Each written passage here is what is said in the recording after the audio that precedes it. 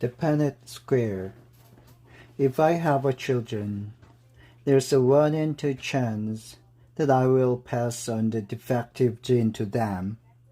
That doesn't mean they look like August, but they'll carry the gene that got the bulldoze in August and help make him the way he is. If I marry someone who has the same defective gene, there's a 1 in 2 chance that our kids will carry the gene and look totally normal. A 1 in 4 chance that our kid will not carry the gene at all. And a 1 in 4 chance that our kids will look like August. If August has children with someone who doesn't have a trace of the gene, there's a 100% probability that their kids will inherit the gene, but a 0% chance that their kids will have double dose of it, like August, which means they'll carry the gene no matter what, but they could look totally normal. If we marry someone who has the gene, their kids will have the same odds as my kids. This only explains the part of the August. This only explains the part of August that's explainable. There's that other part of his genetic makeup that's not inherited, but just incredibly bad luck.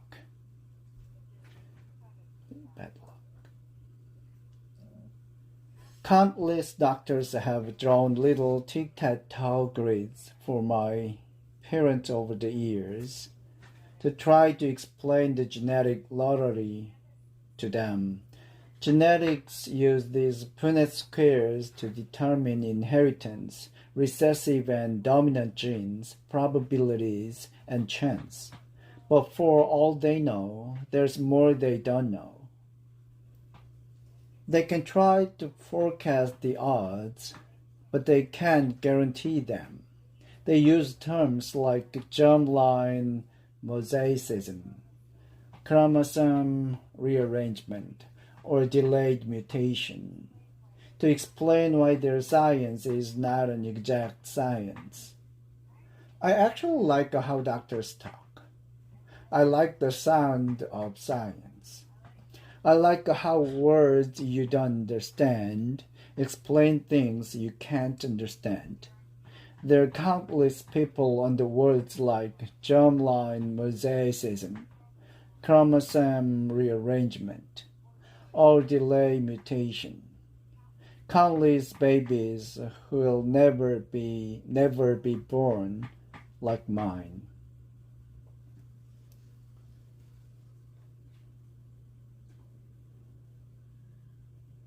Out with the all. Miranda and Ella blasted off.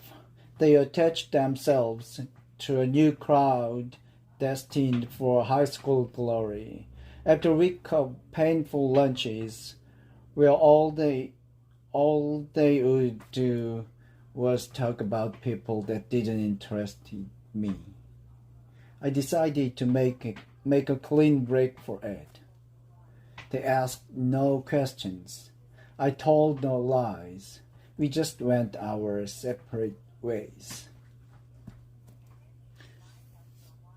I didn't even mind after a while. I stopped going to lunch for about a week though, to make the transition easier, to avoid fake.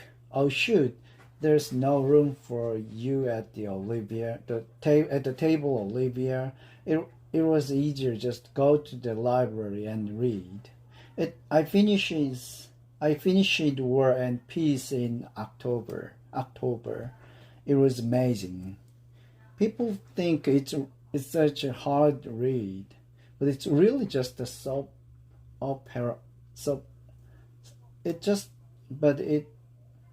really just a soap opera with lots of characters, people falling in love, fighting for love, dying for love.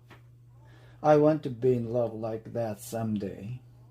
I want my husband to love me the way Prince Andrei loved Natasha. I ended up hanging out with a girl named Eleanor, who I who I'd known from my days at PS22.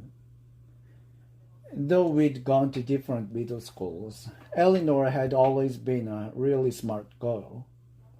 A little bit of a crybaby back then, but nice. I'd never realized how funny she was. Not laugh aloud, daddy funny, but full of great quips. Quips. And she never knew how light-hearted I could be. Eleanor, I guess, had always been under the impression that I was very serious.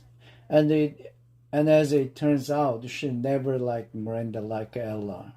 She thought they were stuck up.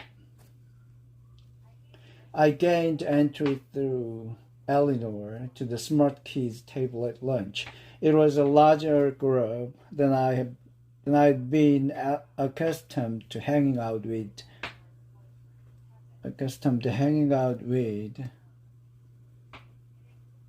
and a diverse and more diverse crowd. It included Eleanor's boyfriend Kevin, who would definitely become class president someday.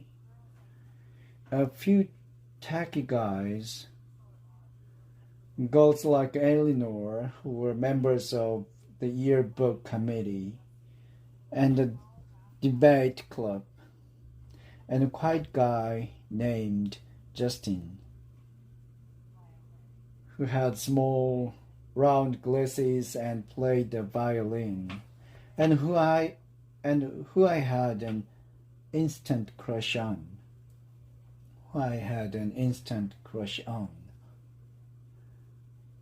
When I'd see Miranda and Ella, who were now hanging out with the super popular set, we'd say, "Hey, what's up?" and move on. Occasionally, Miranda would ask me how August was doing, and then say, "Tell him I say hello." This I never did, not to spite Miranda, but because August was in his own world these days. There were times at home that we never crossed paths.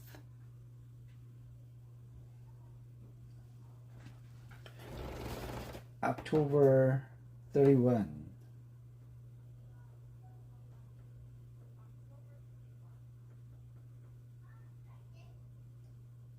Grants had died the night before Halloween. Since then, even though it's been 4 years, this has always been a sad time of the year for me, for Mom too, though she doesn't always say it.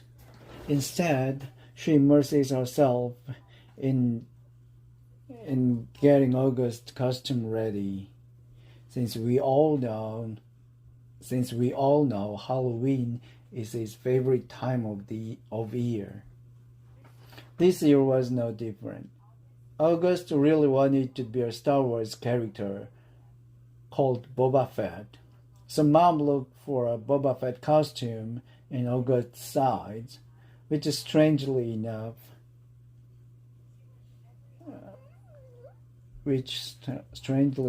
was out of stock everywhere. She went to every online store, find a few on eBay that were going for an outrageous amount.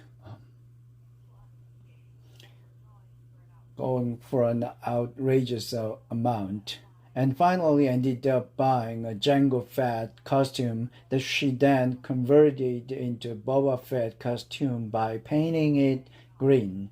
I would say in all, she must have spent 2 weeks working on the stupid costume. And no, I won't mention the fact that mom has never made any of my costumes because it really has no bearing on anything at all. The morning of Halloween, I woke up thinking about grins, which made me really sad and weepy. Dad kept telling me to hurry up and get dressed, which just stressed me out even more. And suddenly I started crying. I just wanted to stay home, so Dad took August to school that morning, and Mom said I could stay home. And two of us cried together for a while. One thing I knew for sure, however much I missed Grants, Mom must have missed her more. All those times clinging August was clinging to life after surgery. All those rush trips to the ER. Grants had always been there for Mom. It felt good to cry with Mom, for both of us. At some point, Mom had the idea of our watching The Ghost and Mrs. Meir together. The Ghost and Mrs. Meir together, which was one of our all-time favorite black and white movies. I agreed that there was a great idea. I think I probably would have used this weeping session as an opportunity to tell Mom everything that was going on at school with Miranda and Ella. But just as we were sitting down in front of the DVD player, the phone rang. It was a nurse from August's school calling to tell Mom that August had a stomach ache and should be picked up. So much for old movies and the mother-daughter bonding. So much for the old movies and the mother-daughter bonding. So much for the old movies. So much for old movies and mother-daughter bonding. Mom picked August up, and the moment he came home, he went straight to the bathroom and threw up. Then he went to his bed and pulled the covers over his head. Mom took his temperature, brought him some hot tea, and assumed the August mom role again. Veer's mom, who had come out for a little while, was put away. I understood, though. August was in bad shape. Neither one of us asked him why he had worn his bleeding scream costume to school instead of the Boba Fett costume Mom had made for him. If it annoyed Mom to see the costume she had worked on for 2 weeks tossed on the floor, unused, she didn't show it.